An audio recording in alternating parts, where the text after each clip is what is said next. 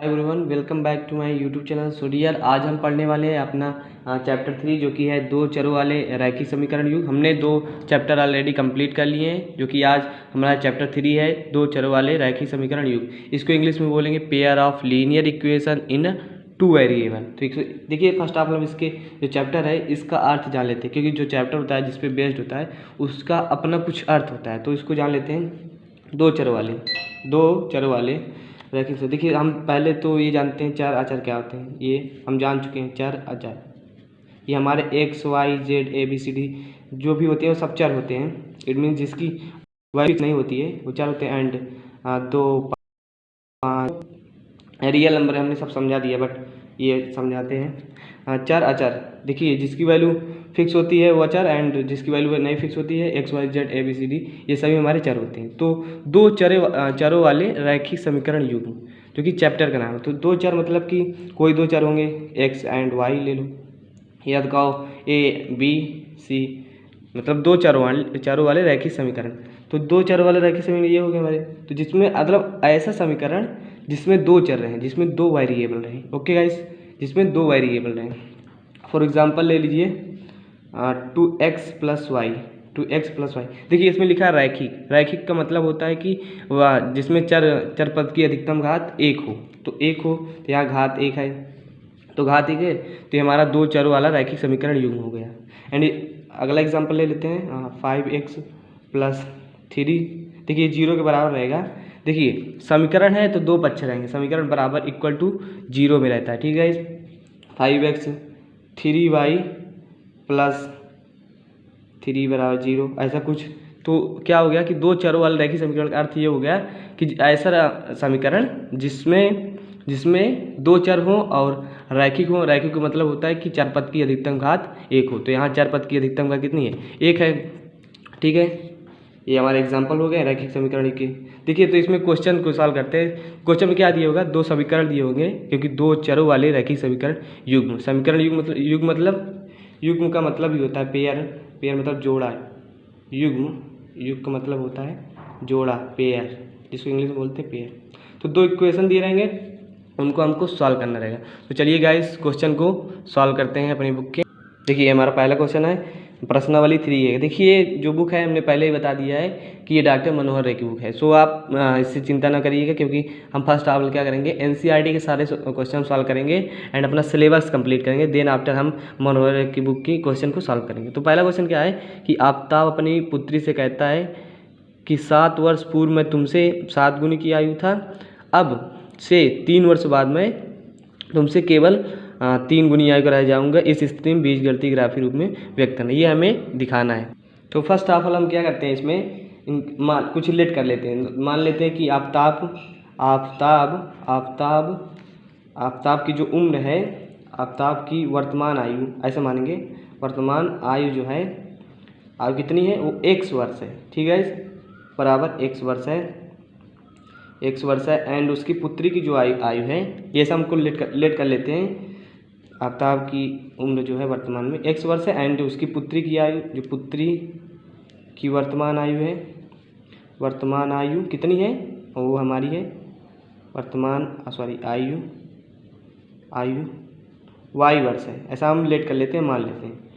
तो ठीक है, जब हमने ये दो चार हो गए, इसमें देखिए इसमें क्वेश्चन ऐसे ही रहेंगे, आपके दो चार आएंगे, उनको इस इक्वेशन को सॉल्व करना रहेगा। तो इसमें कहा कि बीजगणितीय ग्राफी रूप में व्यक्त करना। तो फर्स्ट ऑफ ऑल हम चलते हैं क्वेश्चन प्रश्नानुसार 1, मतलब प्रश्न के अनुसार 1, जो प्रथम कंडीशन है, या कह सकते हैं प्रथम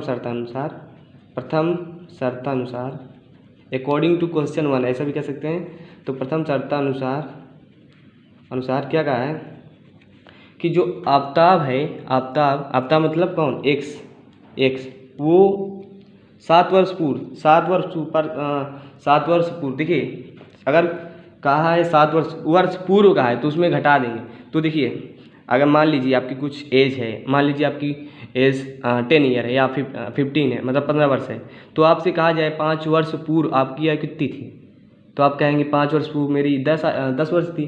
तो आप क्या किया, आपने 5 वर्ष घटा दी अपनी आयु से। तो वही गाइस क्या होगा कि जो वर्तमान आयु है इसकी एक्स, वो 7 वर्ष पूर्व कितनी होगी? x - 7 होगी, जाहिर सी बात है। तो घट जाएगा। और इसकी वाई, देखिए आयु, तो जब आफ्ताब की उम्र घट गई तो इसकी भी उम्र घट जाएगी, इसकी पुत्री की, क्योंकि देखिए उम्र एक की नहीं घटती। जैसे आप आज से मान लीजिए मैंने कहा कि आपकी उम्र 15 साल है, तो 5 साल पहले आपकी कितनी उम्र रहेगी, आपकी क्या है 10। तो अगर किसी व्यक्ति की उम्र रही होगी 20, तो उसकी भी हो जाएगी ना 15, उसकी भी एज तो घटेगी कि केवल आपकी ही घटेगी। तो एज साथ ही घटती जुड़ती है। तो ले लिए x minus 7 and y minus 7। Okay guys, क्योंकि आफ्ताब की उम्र x माना है और पुत्री की आयु y माना है। तो कह रहा है क्वेश्चन में कि 7 वर्ष में तुमसे 3 गुनी आयु था, 3 गुनी आयु का था, तो 3 इसमें गुणा कर देंगे, किसमें, पुत्री में। क्यों गाइस, फॉर एग्जांपल लीजिए, अगर मैं कह दूँ मेरे पास 10 रुपये है, मेरे पास जो 10 रुपये है वो तुम्हारी इनकम का 2 गुना है, 2 गुना है, मतलब आपके पास 5 रुपये हैं, तो उसमें क्या किया, छोटी वाले में गुणा कर दिए तभी बराबर होंगे। तो इसमें भी वही करेंगे, छोटी कौन है, पुत्री है, तो पुत्री में हम गुणा कर देंगे कैसे, 3 से। x माइनस 7 बराबर 3y माइनस 21। ओके, गुणा कर दिया। ओके, देखिए अब इसको सॉल्व कर लीजिए, x माइनस 3y कर लीजिए, चर वाले टर्म को इधर कर लीजिए और अचर को उधर। तो ये इधर है -7, इधर जाए कितना आएगा -21 प्लस 7, तो x माइनस 3y, वो सॉरी गाइस, इसमें इसमें क्या कहा है कि क्वेश्चन में कि तुमसे 7 वर्ष पूर्व 7 गुनी आयु था, तो 3 नहीं होगा, 7 होगा, 7 यहाँ कितना होगा 7। ओके, इसको काट दीजिए, सॉरी 7 गुनी है, 7 गुनी। तो देखिए गुणा किस में करेंगे, पुत्री की आयु में, पुत्री की, क्योंकि जो छोटी है उसमें गुणा करेंगे तब जाके उसके बराबर होगा ना। मान लीजिए इसकी कोई उम्र है, मान लीजिए 5 है, तो क्या करेंगे 5 उससे गुणा करेंगे तब उसकी उम्र आएगी ना पिता की, क्योंकि इसकी उम्र ज़्यादा है पिता की। तो ये चलिए सॉल्व करते हैं, x माइनस 7 एंड इसको 7 से गुणा करेंगे, 7y माइनस 49। सॉल्व कर लीजिए इक्वेशन, चर वालों को एक तरफ कर लीजिए एंड अचर को एक तरफ। तो क्या x minus 7y equal to minus 49 plus 7, minus 49 plus 7 कितना होगा, 7y, तो ये इधर आएगा -7 हो गया एंड -42। देखिए -49 में प्लस 7 जुड़ेगा कितना, -42। ये इक्वेशन आपका फर्स्ट हो गया, एक को इक्वेशन 1 दे दीजिए नाम।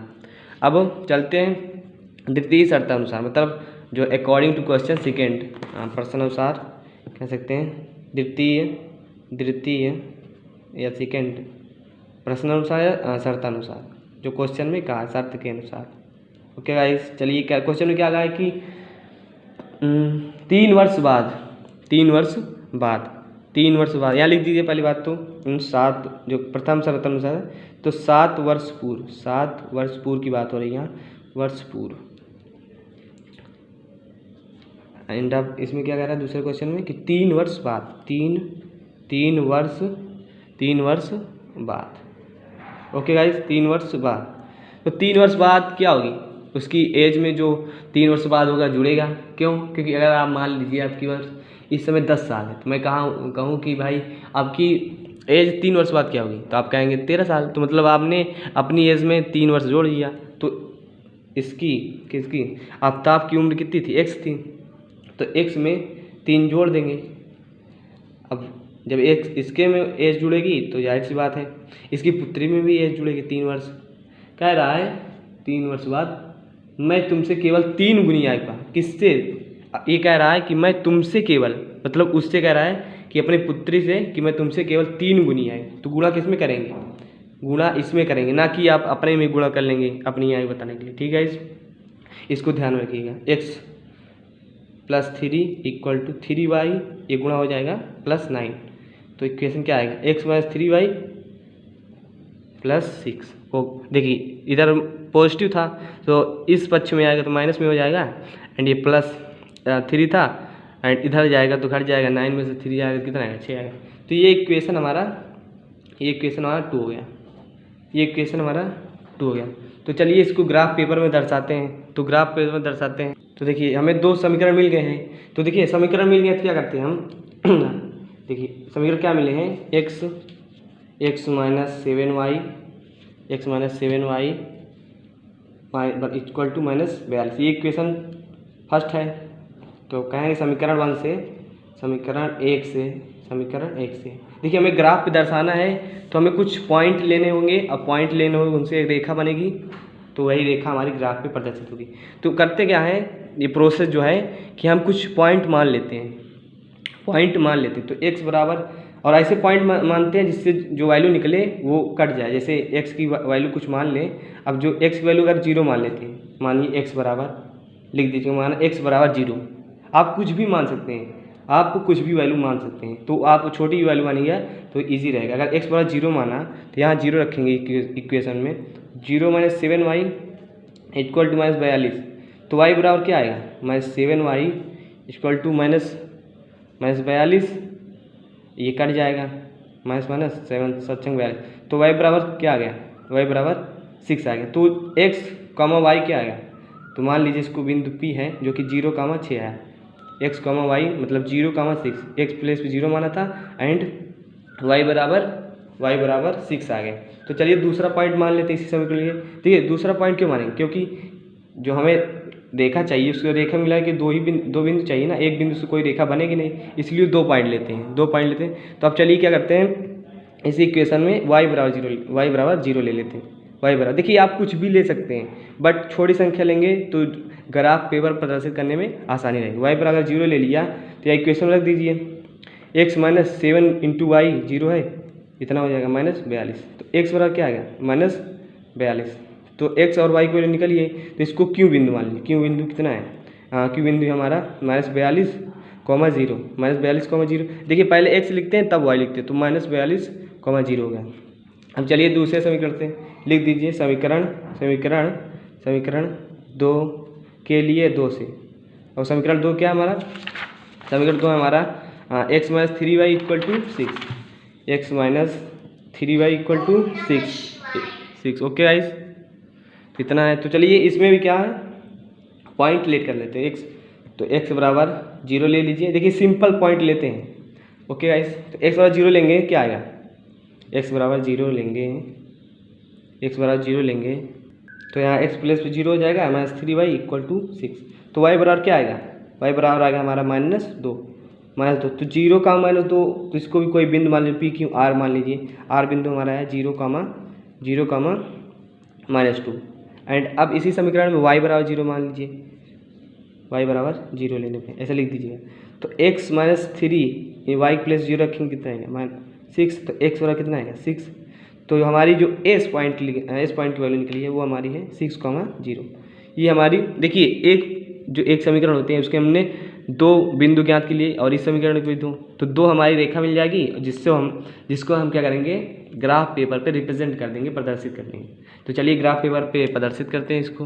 तो ग्राफ पेपर के लिए क्या करते हैं, फर्स्ट ऑफ ऑल हम इसके कोऑर्डिनेट बना लेते हैं, ऐसे कुछ ये खींच लिया हमने, स्ट्रेट खींचिएगा एकदम, एंड ये और थोड़ा बड़ा खींच लेते हैं, ये हुआ इस, ओके, एंड इसको ले लेते हैं।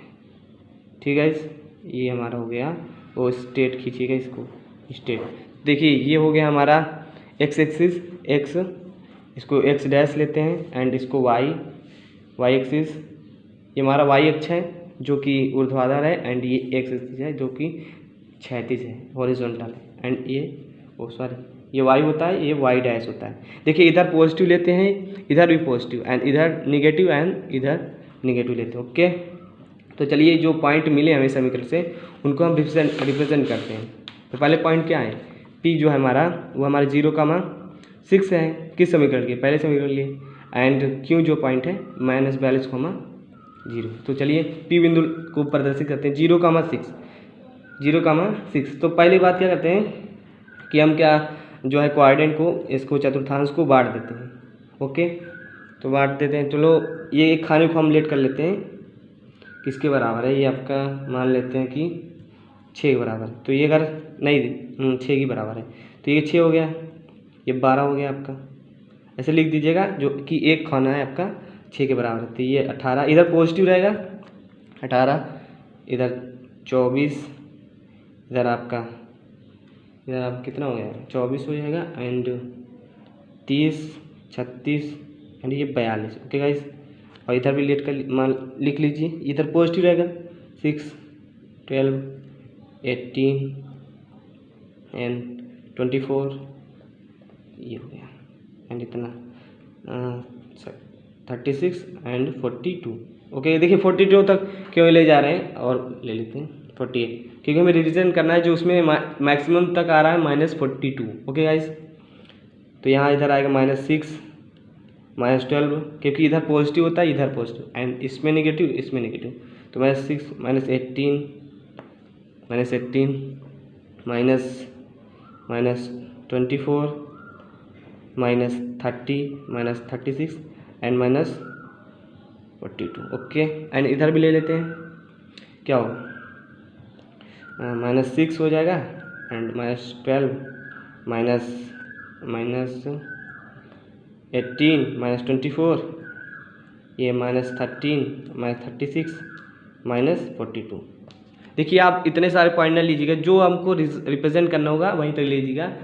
तो चलिए रिप्रेजेंट करते हैं। पहला पॉइंट क्या है, 0,6, पी जो है पहला कॉमा 0,6, तो 0 देखिए यहाँ होता है 0,6, 0 एक्स एक्सिस पे एंड 6 जो है वो वाई एक्सिस पे है, तो 6 यहाँ आएगा। देखिए ये पॉइंट मिलेगा, ये हमें पहला पॉइंट मिल गया, क्या ये हमारा पी पॉइंट मिल गया 0,6, 0 इसी लाइन पे है एंड 6 ऊपर की ओर है वाई के प्लेस पे, तो वाई यहाँ हो गया।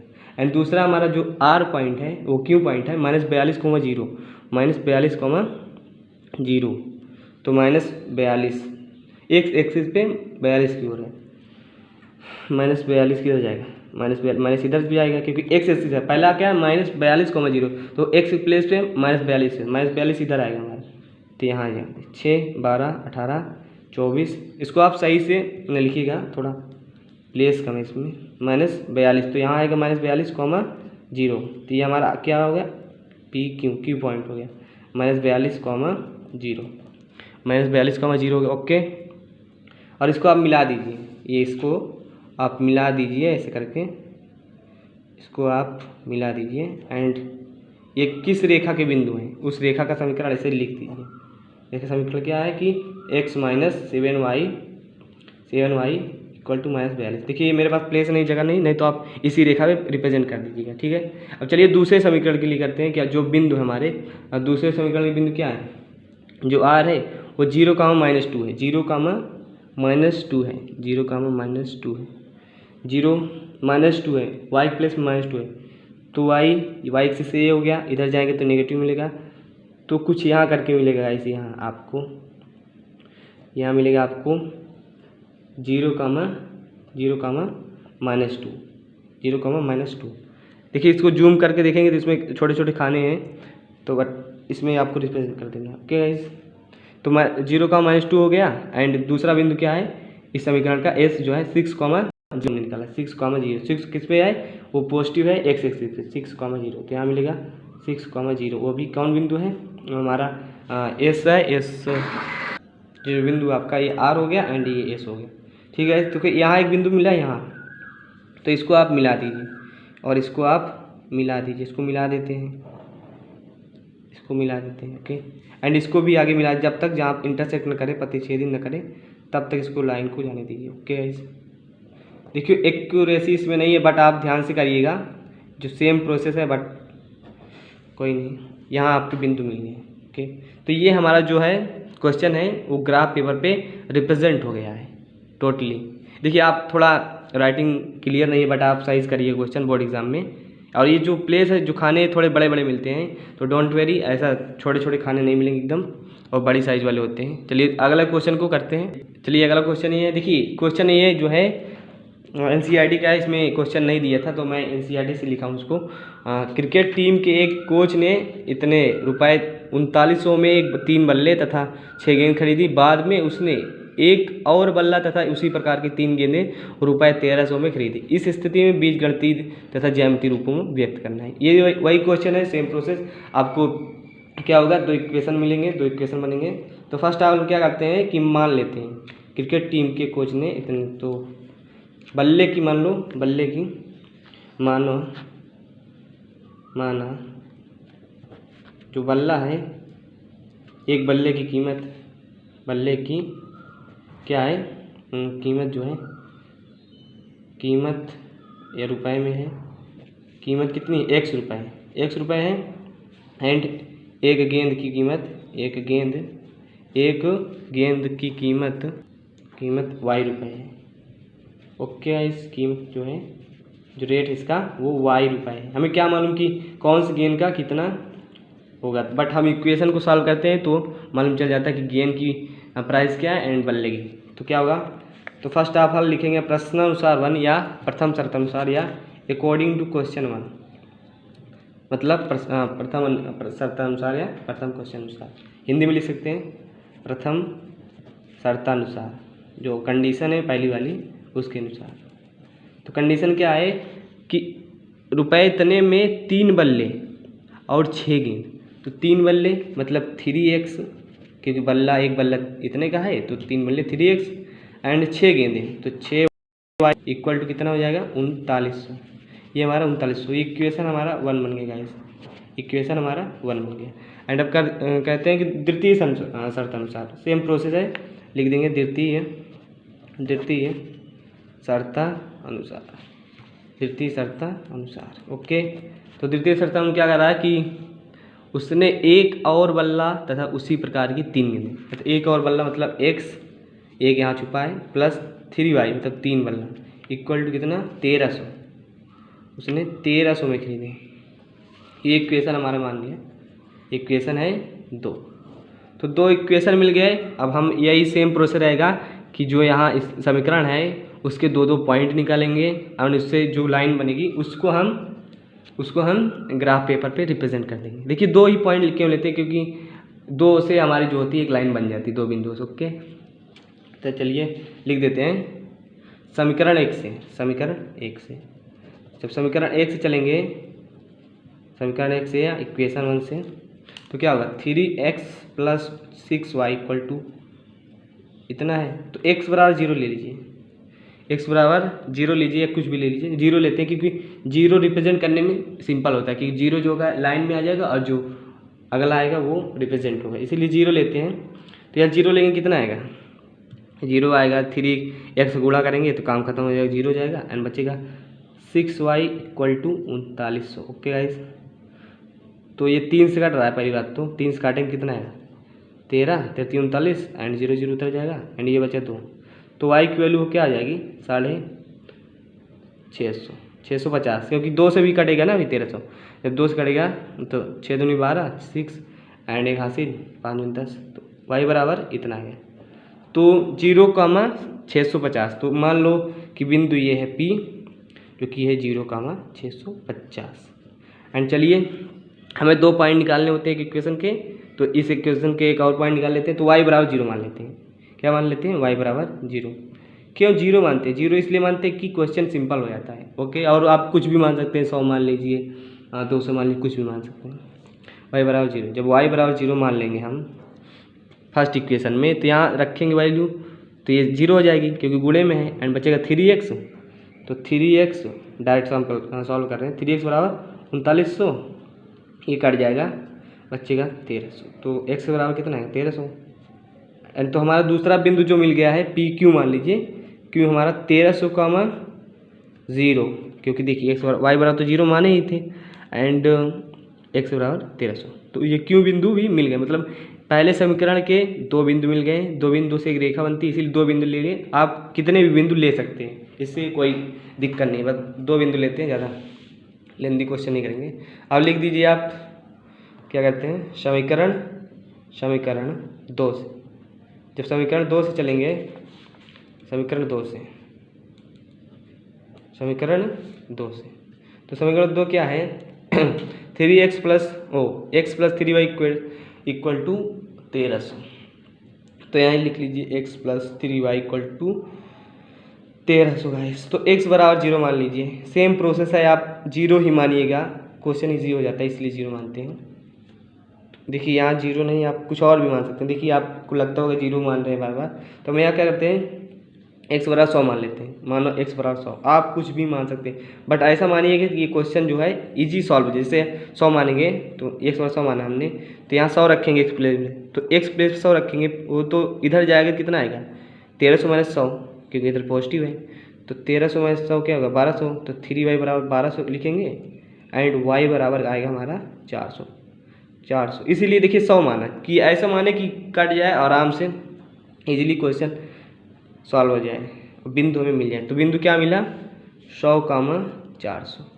इसको भी नाम दे दीजिए, क्या नाम दे दीजिए, पी क्यू हो गया, आर नाम दे दीजिए, आर नाम दे दीजिए। एंड आप क्या बचा है, अब आप क्या करते हैं, एक बिंदु मान लिए x बराबर 100 एंड अब y बराबर मान लेते हैं। इसमें y बराबर क्या माने, चलिए y बराबर मान लेते हैं, इसमें भी 100 मान लेते हैं, या 0 मान लीजिए, कुछ भी मान लीजिए, इससे कोई फर्क नहीं पड़ता। तो मानते हैं, चलिए y बराबर 100 मान लेते हैं, y बराबर 100। जब y बराबर 100 मानेंगे गाइस तो x इसमें 3 से गुणा होगा 300 होगा, और 300 होगा तो इधर पॉजिटिव जगह घट जाएगा तो क्या होगा 1000 आ जाएगा। डायरेक्टली कर रहे हैं 1000 आ गया, तो हमारा बिंदु क्या मिल गया 1000,100। देखिए x को पहले लिखते हैं, तो x 1000 आ गया एंड 100 हमने लेट किया था, माना था, तो इसको भी नाम दे दीजिए s। तो हमें 4 बिंदु मिल गए हैं guys P Q R S, क्योंकि एक लाइन के 2 बिंदु मिल गए हैं। अब इसको हम ग्राफ पेपर पे ईजिली रिप्रेजेंट कर देंगे। ओके, चलिए ग्राफ पेपर को रिप्रेजेंट करते हैं। चलिए गाइस क्वेश्चन को ग्राफ पेपर रिप्रेजेंट करते हैं। तो फर्स्ट ऑफ ऑल क्या करते हैं कि x और y एक्सिस खींच लेते हैं, x और y। Okay, x y axis खींच लेते हैं, तो ये खींच लिया हमने and x and y axis. देखिए इसमें नेगेटिव वैल्यू नहीं आई है, तो हम इसीलिए क्या कर रहे हैं कि इधर ज़्यादा नहीं बढ़ा रहे, इस साइड नेगेटिव वैल्यू आती है, इसलिए हम ग्राफ को इस तरह खींच रहे हैं। ओके, इतना आपको समझना पड़ेगा कंसेप्ट करना है। तो चलिए ये हमारा x एक्सिस हो गया एंड x डैश हो गया एंड ये y हो गया एंड ये y डैश। इधर नेगेटिव होता है, इस साइड नेगेटिव होता है, इस साइड भी, एंड यहाँ पॉजिटिव, इधर पॉजिटिव। ओके, ये हमारा y एक्सिस है। तो चलिए पहले बिंदु को प्रदर्शित करते हैं। तो पहला बिंदु क्या आया था, P जो आया था 0,65 आया। तो पहले 0,65 आया था, तो क्या करते हैं, पहले तो हम यहाँ मान लेते हैं खाना किसके बराबर है। मान लीजिए कि 100 के बराबर, 200 के बराबर है। ये इतना 2 खाना जो है 200 के बराबर थे। कुछ भी आप मान सकते हैं, बस आपको रिप्रेजेंट करना है, ठीक है, आपको रिप्रेजेंट करना है। तो हमने माना 200 थे, 200 हो गया एंड इधर ये 200, 400, 600। देखिए 2 खाने ले लिया। देखिए यहाँ लिखते हैं छोटा हो जाता, तो 2 खानों को हम लोग 200 मान लीजिए। यहाँ भी 600, 800 हो जाएगा, ये आपका 1000 हो जाएगा। देखिए पेन थोड़ी डार्क नहीं है, बट आप डार्क यूज़ कीजिएगा। यहाँ 1200 एंड यहाँ 1400। देखिए यहीं तक लिखेंगे क्योंकि 13 तक वैल्यू है बस। ओके, और इधर भी रिप्रेजेंट कर लेते हैं, कितना 200, 400, 600, 800 एंड 1000 गाइस, एंड ये हो गया 1200 एंड ये 1400। तो पहला पॉइंट क्या है कि 0,650, 0, देखिए 0,650, 0 x प्लेस पे 0 है एंड y प्लेस 650, तो y एक्स पे चलेंगे 650, 0 ये हो गया, 650 कहाँ आएगा 650 गाइस आपका यहाँ 600 आएगा, इसके ऊपर यहाँ जाएगा तो 700 हो जाएगा, ये एक खाना 100 का है, 700 हो जाएगा एंड इसके हाफ पे आएंगे तो हमारा 50 पे आएगा, 650। तो ये बिंदु जो हो गया हमारा ये आपका बिंदु होगा P, जो कि P आया आपका 0,650। Okay guys, 0,650, 0,6। एंड दूसरा बिंदु क्या आया है, पॉइंट आपका दूसरा आया है 1300,0, 1300,0। तो 1300 x अक्ष पे आए तो x अक्ष पे यहाँ जाएगा 1300,0, यहाँ रिप्रेजेंट कर दीजिए, क्यों बिंदु है 1300,0। ओके, ये रिप्रेजेंट हो गया एंड इसको आप लाइन को मिला दीजिए। 2 पॉइंट मिल गए, इससे हमारी एक रेखा बन जाएगी, इससे एक रेखा बन जाएगी। मिला दीजिए इसको, ये हमने मिला दीजिए। अब इसके इक्वेशन भी लिख सकते हैं, जो कि हमारा इक्वेशन क्या है 3x + 6y इक्वल टू है हमारा 39। ओके गाइस, ये इक्वेशन भी रिप्रेजेंट कर देंगे इस लाइन पे। एंड दूसरे समीकरण के बिंदु क्या मिले थे हमें, वो मिले थे हमारे 100,1000 मिले थे। क्या मिले थे देख लेते हैं, 100, ये देखिए समीकरण 2 से x बराबर 100 माना था, तो बिंदु क्या मिले थे 100, 400 मिले थे गाइस, 100 कामा आर 400। तो 100 कामा 400 कहाँ रिप्रेजेंट करें, 100 एक्स एक्सिस पर रहेगा यहाँ एंड 400 जाएगा आपका यहाँ। ओके, तो यहाँ आप क्या देखिए 100 इधर आया एंड वाई एक्सिस पे कितना 400, तो ऊपर चले जाएंगे तो यहाँ मिलेगा 100 कामा 400। तो इस बिंदु का नाम क्या था आर। एंड हमारा जो अगला बिंदु मिला था वो मिला था क्या, वो मिला था हमारा, ये क्या मिला देखिए, ये अगला बिंदु माना था हमने y बराबर 100 माना था। देख तो 1000 कामा 100 मिला था अगला बिंदु। 1000 किस पे है, एक्स एक्सिस पे, 1000 एक्स एक्सिस, तो 1000 यहाँ आएगा एंड 100 ऊपर चले जाएंगे, 100 ऊपर चलेंगे यहाँ। ओके, तो यहाँ हमारा बिंदु मिल गया 1000 कामा 100 जो कि बिंदु है हमारा एस। तो ये दो बिंदु मिल गए, तो इसको भी हम रेखा बना देते हैं। ये बिंदु मिल गए हमारे ना ये, तो इसको भी मिला दीजिए जहाँ तक इंटरसेक्ट करें। तो ये मिला दिया हमने। ओके गाइस, ये क्वेश्चन आपका सॉल्व हो गया, ये क्वेश्चन आपका सॉल्व हो गया, ये आपका आंसर हो गया। ये क्वेश्चन आपका ग्राफ पेपर पे रिप्रेजेंट हो गया, ज्यामिति रूप में रिप्रेजेंट हो गया। ओके चलिए देखिए अगला क्वेश्चन क्या है कि जो कि आपका ये एनसीईआरटी का है। 2 किलोग्राम सेब और 1 किलोग्राम अंगूर का मूल्य इतना रुपये है 160। तो 4 मई, तो देखिए ये क्वेश्चन आप पढ़ लीजिए, ये क्वेश्चन आप स्वयं से सॉल्व करें। देखिए मैं चाहता हूँ कि आप अगर कॉन्सेप्ट और लॉजिक सीख गए क्वेश्चन का तो आप खुद सॉल्व कर सकते हैं। देखिए हालांकि बहुत बच्चे चाहते हैं कि को पूरा क्वेश्चन सॉल्व मिले, बट आपको कुछ प्रैक्टिस करना है। यदि आप क्वेश्चन ये नहीं आता तो कमेंट करिएगा, क्वेश्चन सॉल्व करवा दूंगा, ठीक है। तो क्वेश्चन देखिए पहले क्या करेंगे, आप मान लेंगे कि सेब का मूल्य x है एंड अंगूर का मूल्य y है, रुपये पर केजी। तो इक्वेशन बनेगा दो इक्वेशन मिलेगा एंड उससे जैसे वैल्यू हम निकालते थे बिंदु की x बराबर वाई 0 मान कर, तो वैसे आपको 2-4 पॉइंट निकाल लेंगे दोनों इक्वेशन के और क्या करेंगे उसको ज्यामितीय रूप पे व्यक्त कर देंगे। तो ये ऐसा भी क्वेश्चन आप कर लीजिएगा इस। ओके, क्योंकि सेम प्रोसेस है, सेम क्वेश्चन है। तो आई होप ये वीडियो और लेक्चर पसंद आएगा। So thanks for watching my video and share and like my channel. Okay guys, मिलते हैं नेक्स्ट वीडियो में, तब तक बाय बाय।